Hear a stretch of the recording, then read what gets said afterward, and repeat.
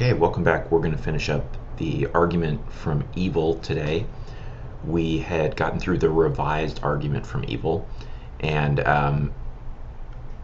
in this video we're going to look at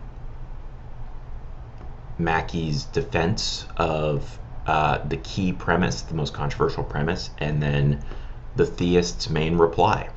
And then we'll sort of finish up by pulling out a broad theme of what the fundamental dispute between the theist and the atheist is over the argument from evil.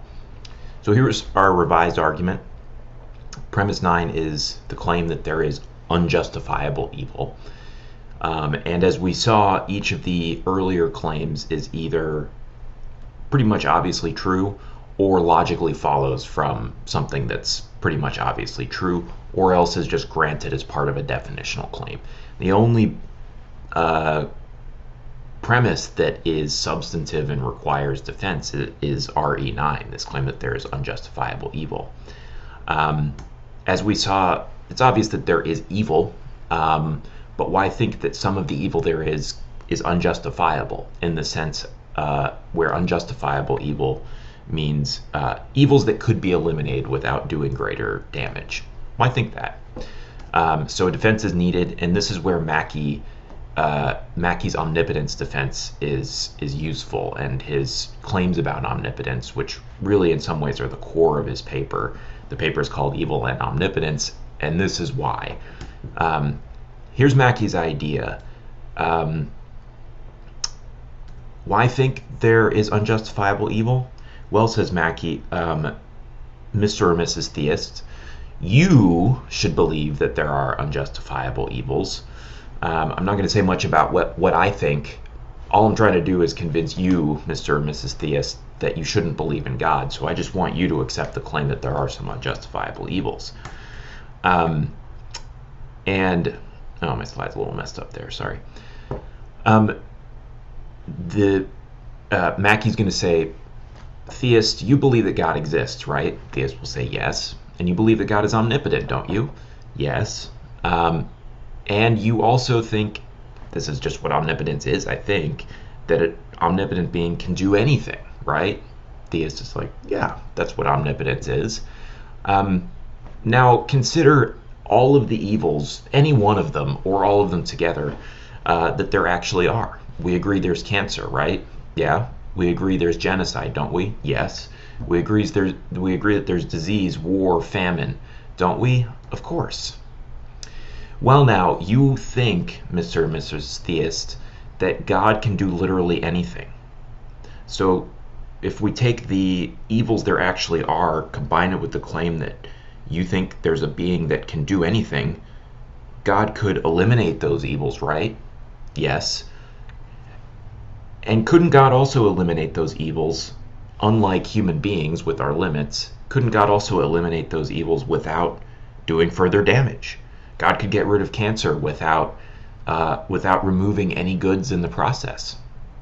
God could eliminate the suffering of Rose Fawn caught in the forest fire without, in the process, damaging the good in the universe. God's omnipotent. God could do anything. Therefore, since you believe that there's a God who can do anything, you should believe that every evil there is could be eliminated without doing further damage. That's just another way of saying that you believe that each of the evils that exist is unjustifiable. That's how we defined unjustifiable evil. So, Mr. and Mrs. Theist, you believe, or ought to believe, RAE9, that there are unjustifiable evils. And once the atheist is convinced the theist to accept RAE9, they're done, because that was the only point of controversy in a valid argument for the conclusion that God does not exist. Here's a little more formally Mackey's defense. I'm going to just flag for you that I would like you to definitely be able to present the informal version I just gave. Explain that as clearly as you can. If you want to also know the numbered premise step-by-step version, that would be great too. It's not necessary, but if you find that more useful as something to sort of hang your hat on as you study, go for it. Here's the more formal version. 9.1, God exists.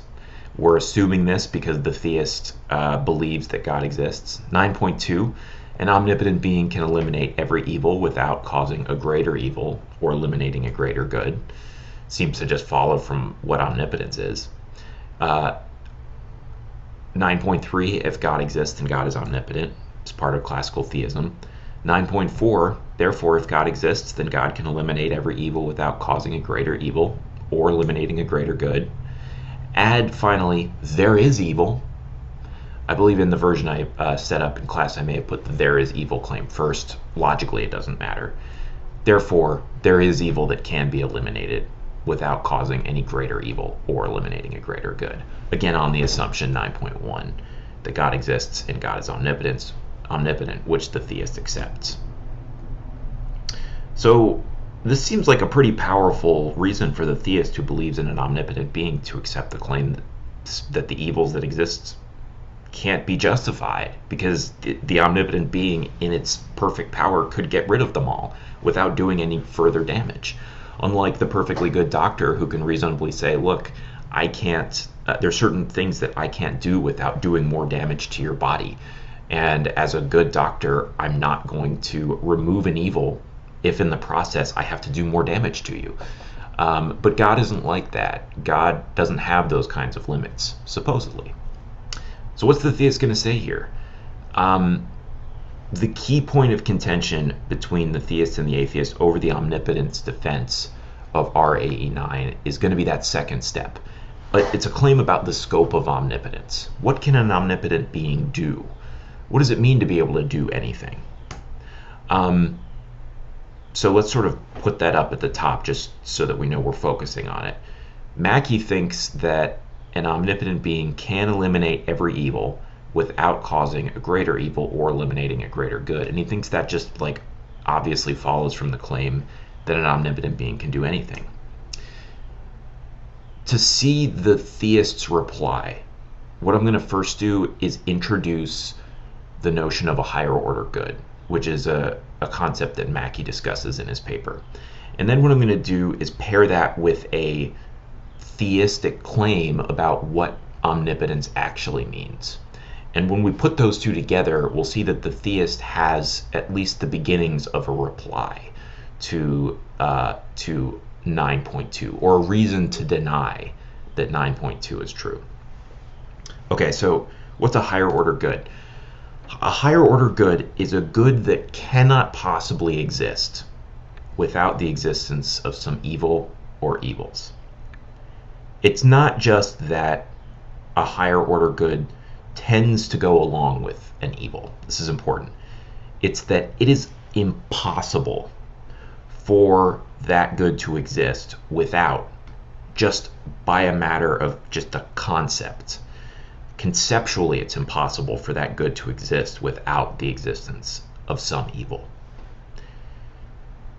What are some potential examples? Well, they're all controversial, but to give you a sense of what these are supposed to be like, the main example is historically is free will, but we're going to sort of walk up to that example because I think that it's not as straightforward as to, and intuitive as to why free will is supposed to be an example of a higher order good. Certain virtues or virtuous acts plausibly seem to be higher order goods. Courage, for example. If you agree that courage is a good thing, it seems plausible that courage can't exist without danger. Someone who acts in a courageous way when there's no danger isn't really courageous. Courage requires a real threat, and danger is an evil, right? Whether it's a potential suffering or an actual suffering, it's a threat of suffering that you or someone else might endure. And so in order to be courageous, you have to face down a real threat of suffering. Here's another example: forgiveness. Forgiveness, certainly in certain religious traditions, in the Judeo-Christian religious tradition, is a prime theological virtue, but even I think secular folks should agree that forgiveness, and can agree certainly that forgiveness in certain contexts can be a good thing, right? Human beings forgiving one another is redemptive and restorative and encourages good behavior in the future. Um, but you can't forgive someone if there's nothing to be forgiven. You might think that you forgave someone if you mistakenly thought that they had done something to wrong you and it turns out you were wrong, but you didn't really forgive them unless there was an actual act of wrongdoing there. So forgiveness seems to be the sort of thing that just conceptually can exist without wrongdoing. You might also think that like personal growth or like social progress, if you think about the kind of progress that has occurred in the last 100 years in the United States on issues such as minority rights, civil rights for racial minorities, for women, for trans people, for gay and lesbian people. Like there's real progress that's been made in the last 100 years. Most famously, of course, probably like the civil rights movement in the 60s.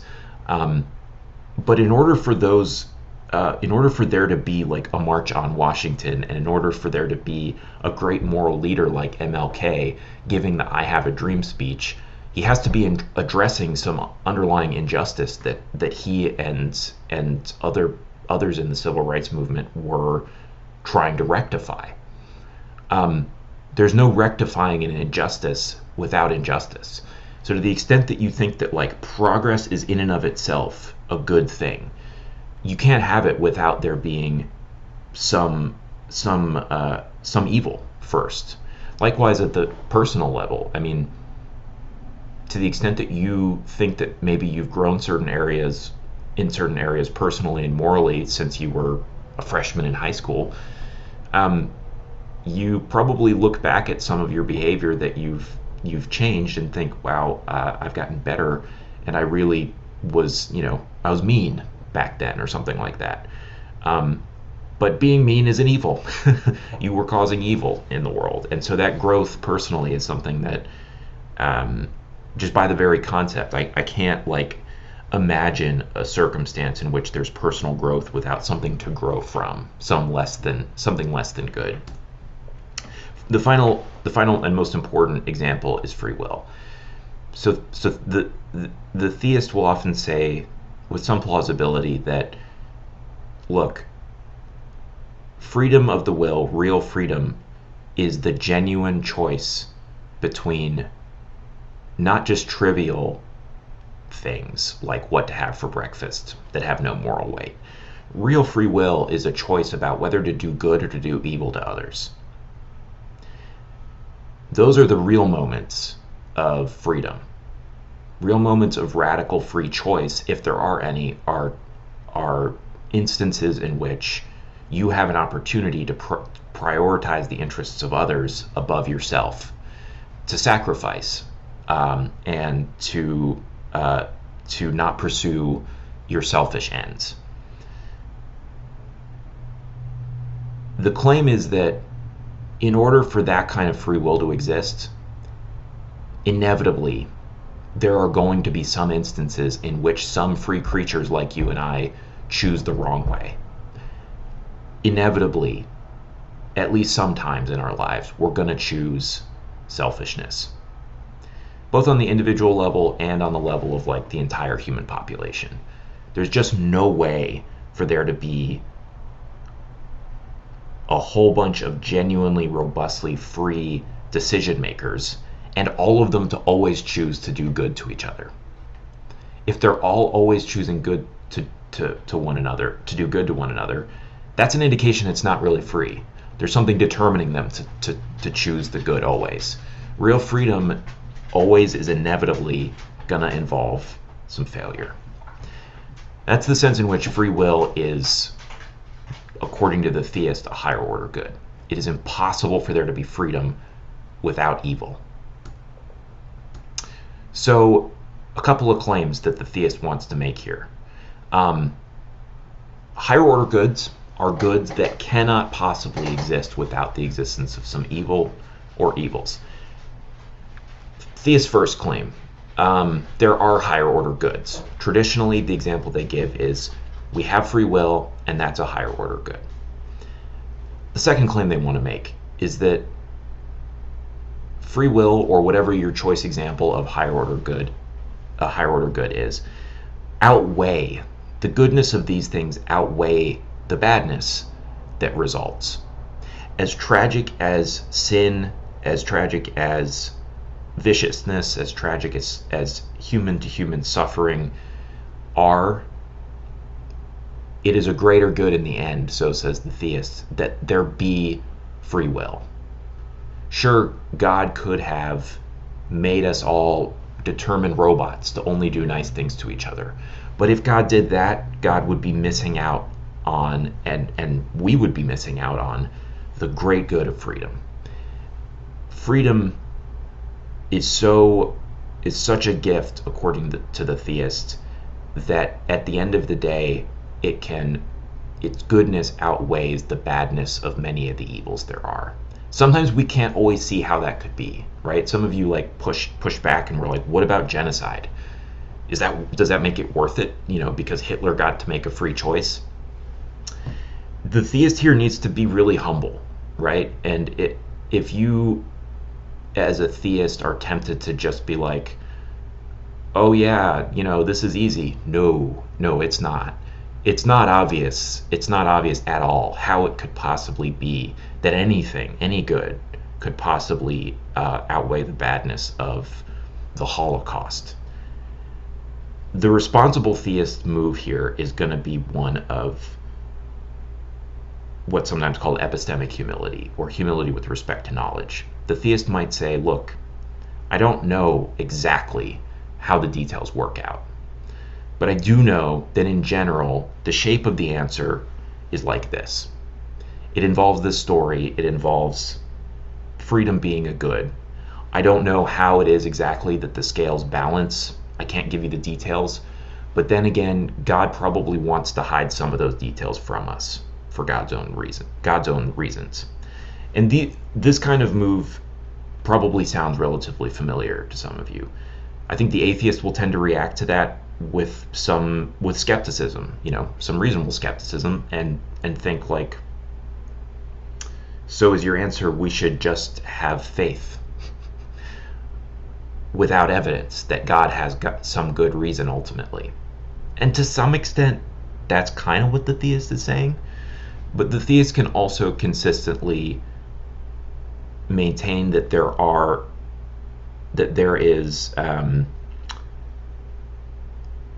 that this sort of faith doesn't mean having no evidence at all. It might mean having some evidence, but having to trust, just as you would trust a friend. You don't always need evidence that your friend's motives are good for doing what they're doing. At a certain point, if you've built a relationship with your friend, you will just fall back on their track record and trust them. And the theist is going to say that's the kind of thing that we should think of when we're considering what God's reasons might be for allowing evils. So that's the higher order goods bit. There are higher order goods. Here are some examples. And the theist thinks at least some of these are going to be outweighing higher order goods. They're going to be worth it. The other claim, the other piece of this is a thesis about what omnipotence is. And the pairing of those two together is what's going to give the theist a reason to deny 9.2. So the theist will say, look, I agree with you, Mackie, that omnipotence is the ability to do to do anything. But when we say that, let's be careful.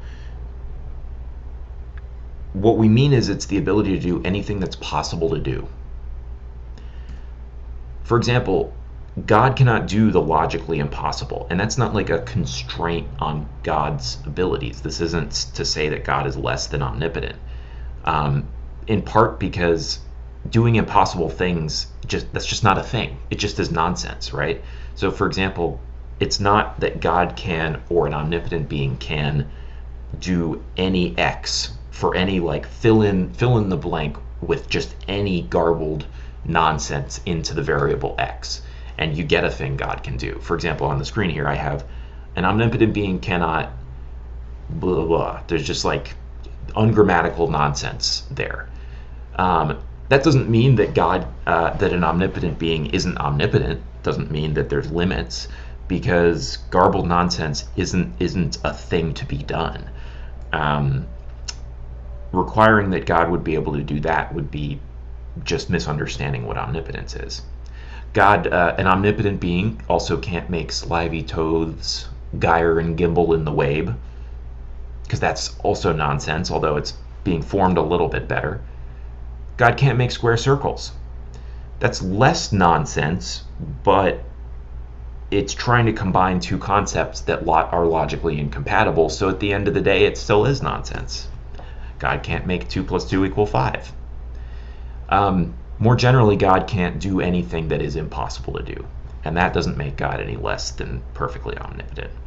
The theist says that once we pair this claim about omnipotence, that God can't do the impossible, with the claim that there are goods such that it is impossible to eliminate all evils without in the process eliminating those goods, higher order goods, it follows that it is not the case that an omnipotent being can eliminate every evil without doing further damage, if there are higher order goods.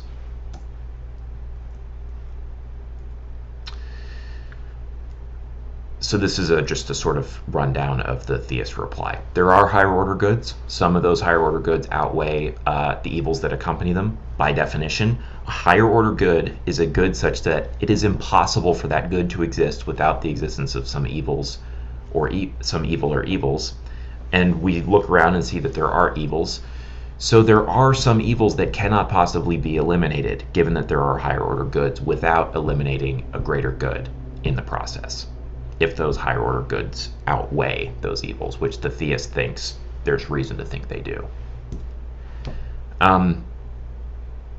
Together with the claim that an omnipotent being cannot do any impossible action or anything that's impossible, it follows that an omnipotent being cannot eliminate every evil without in the process eliminating those outweighing higher order goods.